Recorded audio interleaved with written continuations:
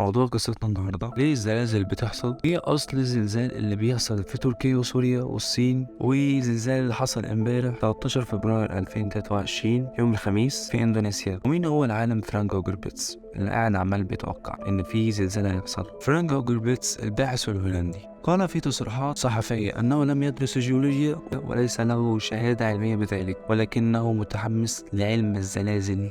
عبر حسابه الرسمي على تويتر عرف فرانك نفسه باحث ومبرمج في معهد مسح هندسة النظام الشمسي، وهذا المعهد يجري أبحاث لرصد العلاقة بين الكواكب والأجرام السماوية وحدوث النشاط الزلزالي. ويقول فرانك أنه مؤمن جدا أن هناك علاقة بين حركة الكواكب ونظامنا الشمسي وحدوث الزلازل. وأكد فرانك أن الزلازل يسبقها هندسة كوكبية حرجة جدا مثلما حدث في تركيا وسوريا، وأن هذا الموضوع الذي أعطاه حافزا ليتنبأ بزلازل مدمرة. ولكن العلماء الجيولوجيين لهم رأي تاني. قالت هيئة المسح الجيولوجية الأمريكية بشكل واضح جدا ومباشر: ليس هناك أي خاصية تعطي البشرية التنبؤ بالزلازل. وأكد علماء هذه الهيئة أن لا هم ولا غيرهم لا يملكون القدرة بالتنبؤ بأي زلزال يحدث في المستقبل، وكل ما يستطيعوا أن يفعلوه كعلماء أن يتوقعوا احتمال حدوث زلزال كبير في منطقة معينة خلال عدد من السنين. وهنا نتساءل: كيف علم فرانك بالزلزال المدمر التابع لتركيا وسوريا قبل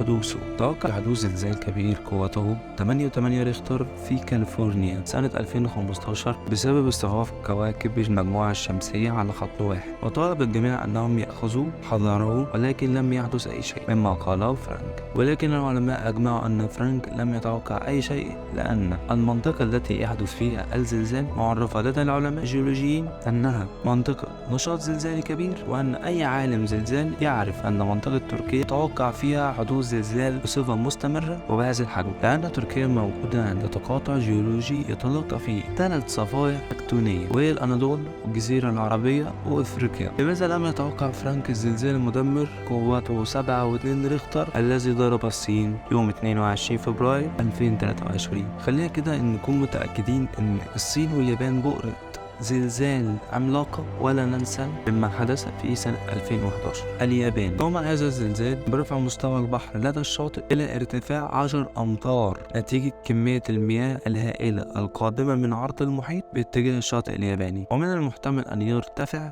مستوى البحر بسبب هذا الزلزال عند سواحل 25 دولة وقعت ضمن منطقة الخطر في المحيط الهادئ، وهذا ما أدى حدوث تسونامي سنة 2011. طب استنى يا عم الحاج، ايه اسباب الزلازل اصلا اللي بتحصل لنا في 2023 دي؟ ايه السبب؟ هقول لك: استنتج العلماء ان في ذبذبه في دوران اللب الداخلي للارض بالتزامن مع التغيرات الدوريه في نظام سطح الارض، يمكنه ان يفسر التفاعلات الحادثه بين طبقات الارض المختلفه. ويشير العلماء الى ان هذا الاختلاف يرتبط بالتغيرات في الملاحظات الجيوفيزيائيه على سطح الارض، مثل المجال المغناطيسي وطول اليوم ونشاط القشره الارضيه. سريعا كده خلينا اقول لكم ايه هي القشره الارضيه. هي قشره رقيقه على سطح الارض تمثل اقل من 1% من حجم الارض، وهي المكون العلوي للغلاف الصخري للارض التي نعيش عليها بمسمى القارات. حط لي كده 1000 خط تحت كلمه قارات. يا بالك بقى كده، يا بالك ان القشره الرقيقه دي بيكون فيها اسطح عدم توافق اللي هي اصلا مكونه للزلازل اللي بتوع ثالثه ثانوي، فاهمين الموضوع ده كويس. باختصار يعني زلازل لحد الصبح،